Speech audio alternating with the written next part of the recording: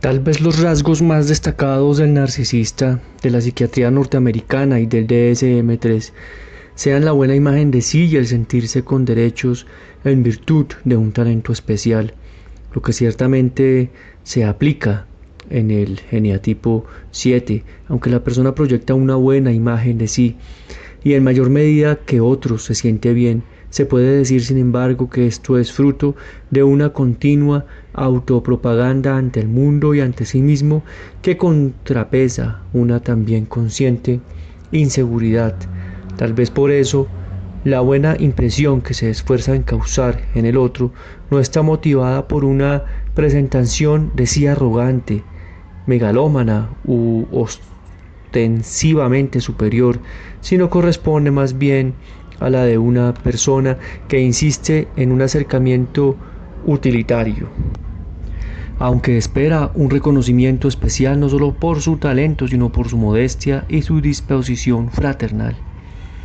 Muy presente en este carácter está el mecanismo de defensa llamado racionalización, que supone atribuir a los propios actos una motivación diferente y socialmente más admirable o aceptable que la real, esencialmente la negación de la parte golosa y aprovechadora de la persona, en tanto que se despliega de forma llamativa un estilo generoso, dadivoso y servicial.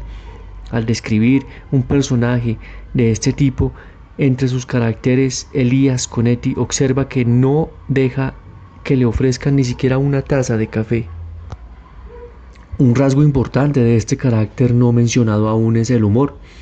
Charlatán no solo es un hablador simpático, sino persona que divierte y se divierte, sabe reírse de sí mismo, distanciándose así de sus emociones verdaderas, sabe divertir y también reírse de los demás, defendiéndose así de tomarlas completamente en serio. Cuando inspeccionamos las observaciones de los clásicos en materia de carácter, vemos que el retrato del carácter goloso aparece en Teofrasto bajo el nombre de locuacidad. De forma bastante significativa, Teofrasto, al definir la locuacidad, emplea una palabra esencial para captar esta categoría, esta caracterología.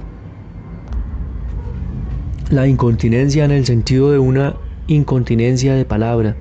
Describe de este tipo como aquel que está continuamente hablando y no deja tiempo para respirar. Y cuando ha aturdido a unos pocos, es quien luego se dirige a los grupos y se dedica a distraer a la gente que se reúne para hablar de un asunto. Va a las aulas o a la escuela de lucha libre y perturba a los alumnos que están tomando sus lecciones al cotillear con los maestros y los entrenadores. Evidentemente la imagen de Teofrasto nos muestra es la de una persona que no solo habla demasiado, sino que tiene un gran deseo de contacto, es narcisista y falto de delicadeza para con los demás. Impide con su verborrea que se desarrolle el juicio o que se contemple el espectáculo en el teatro o que se coma a gusto en una cena. Con su locuacidad, este hombre es poco receptivo, pero admite su defecto y acomoda la crítica de los demás. Es como si con esta muestra de amabilidad esperase la misma condescendencia por parte de sus víctimas, una indulgencia parecida a su propia indulgencia. También encontramos el charlatán en el perfil del traficante de noticias de Teofrasto. En nuestros días vemos al traficante de noticias en la persona que está al tanto del último chismorreo o de las últimas publicaciones académicas, por tanto, tiene información que ofrecer a cambio de unos oídos que escuchen. Vemos aquí cómo la gula del contacto, la atención y el aprecio se adquieren por medio de las palabras. Es claro que ya en tiempos de la comedia, del arte, este tipo humano era bien conocido y lo encontramos en la simpática figura del Arlequino. Así lo presenta Caria Poesio en su libro sobre las máscaras italianas. Soy Arlequino, Batocchio de Bergamo, humilísimo siervo de los señores. ¿Quién es ese hombrecito bajo Traganoto? Parece de goma, con sus saltos y cabriolas, con las piruetas y mezclas con las palabras. Usa unas máscaras de cuero con dos pequeños orificios para los ojos. Bello ciertamente no es, más bien al contrario, ¿puede dar miedo? No, mira qué divertida es la forma como se mueve, su voz de papagayo, sus gestos vivaces que mezcla con los despropósitos que salen de su boca. No se sabe si es un poco estúpido o si pretende serlo, y sus enredos ciertamente los creía sin maldad y terminan siendo él mismo el más enredado de ellos. No tiene mucho deseo de trabajar, más bien poco. Su oficio es de servidor, sin jamás encontrar un patrón que esté contento de él. Su salario a menudo está hecho de patatas y bastonazos, merecidos o no, allí está el problema. Que soy ignorante no es culpa mía, sostiene, y cuenta a quien quiere escucharle que cuando iba a la escuela ocurrió un curioso accidente. Una vaca le comió los libros con mucho apetito. ¿Cómo podría interrumpirle una comida tan sustanciosa? No tuvo coraje. Dejó que la vaca comiese el silabario, la tabla pitagórica y todas las demás fuentes de la ciencia hasta la última página. Desde aquel día en adelante, pobrecito, no ha podido estudiar. No será una buena excusa, pero para Arlequino la historia funciona y él mismo es el primero en creérsela. Una cosa no le falta nunca, el hambre. Es un entero hambriento. Cuando está finalmente por llenar esa gran vorágine que siente en el estómago y que parece durarle días, semanas, meses, 90 veces en 100, algo se interpone entre él y su merienda. Y ahora sueña. Su nombre arlequino deriva de la palabra lecaré, lamer, en referencia al hambre y glotonería. Probablemente primero se llamó lechino y luego arlequino. NA tipo 4, la envidia. He explicado antes que los caracteres 4 y 5 se encuentran en la parte inferior del eneagrama, en la oposición al 9. Los he caracterizado como los más sensibles, aquellos en los que predomina el sentimiento carencial, en contraste con el carácter excesivamente satisfecho de quien encubre su carencia y se desconecta de su necesidad. El cuarto eneatipo está entre el 3 y el 5. Se parece mucho a este último en lo carencial y su proximidad al 3 se puede comprender al considerar que constituye algo así como una vanidad frustrada. Se trata de una persona que tiende a culpabilizarse e inferiorizarse, en contraste con el eneatipo 5, que es más intelectual. El 4 es más emocional, en tanto que el 5 es retentivo de su energía y participación, pero desapegado de las personas. El 4 es apegado a las personas. Puede expresarse la envidia de forma decapitadora según el prototipo de Caín, que odia competitivamente a otro que tiene lo que a él le falta, al rico, al macho, al privilegiado. Pero existe también la envidia admirativa del que se espolea a sí mismo en un afán autoexigente para estar a la altura de los valores o modelos sociales con respecto a los cuales se siente deficiente. He explicado ya a propósito del carácter masoquista la idea de que el apego al sufrimiento es su defecto fundamental. Se explica este apego por una función manipuladora del sufrimiento, por una parte la maniobra de atraer amor a través de la intensificación de la propia necesidad y frustración. Se dice, bebé que no llora, no mama. Por otra, el ponerse en el papel de víctima sirve a la exigencia frustrada a través de la culpabilización del otro.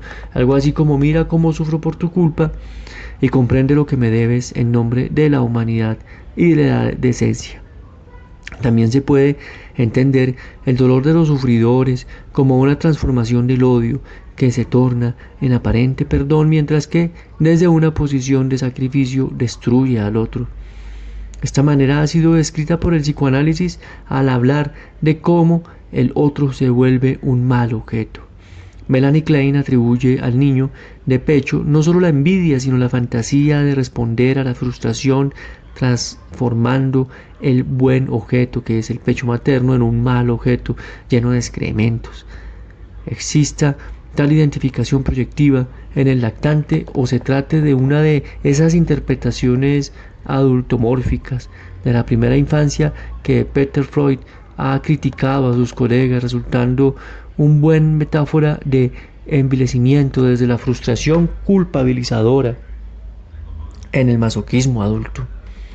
Otro mecanismo de defensa característico del envidioso es la vuelta contra sí, redescubierta por Peirce y llamada retroflexión, en el vocabulario de la terapia gestáltica. Se aplica especialmente a la agresión inconsciente que se torna autoagresión. En ninguno de los tipos humanos está tan presente el autorreproche, el odio de sí y la autodestrucción. Un tercer mecanismo de defensa característico de la introyección, tan cercano está al masoquismo caracterológico de la introyección, que se puede entender como el autoenvenenamiento crónico, resultado de haberse tragado en su excesiva voracidad un mal objeto. Típicamente la situación es la de una madre rechazante que la persona lleva dentro. En su afán de amor aparece haber caído en la fantasía inconsciente de tragar. El otro produciría mayor satisfacción, pero solo ocurre al contrario. Aunque no se encuentra en Teofrasto un retrato que se anuncie como el del envidioso, no es difícil reconocerlo en el carácter de su nombre, quejoso, que, como veremos, es también un pesimista. Si un amigo le envidia una ración de un banquete, le dice al portador: supongo que su patrón me considera indigno de su sopa y de su vino, puesto que no me ha invitado al festín. Cuando su amada le colma de besos, dice: me resulta extraño que me quieras con toda tu alma. Si ha comprado un esclavo a buen precio por haber regateado insistentemente con el vendedor, se dice para sus adentros: me maravillaría que esté en buenas condiciones al ser tan barato. La forma vergonzosa y tímida del carácter envidioso encarna en la máscara francesa de Pierrot, aunque no menos apropiadas resultan las caricaturas que en su libro Rejected Lovers, amantes hechizados, ha hecho William Stake del músico desesperado y de un personaje que grita mamá con gesto anhelante de abandono mientras se siente caer en el abismo. Una profunda observación acerca del apego, del sufrimiento y del uso de este para atraer la atención se refleja en el chiste de la señora a la que se oye intermitentemente quejarse en un tren nocturno. ¡Ay, qué sed tengo!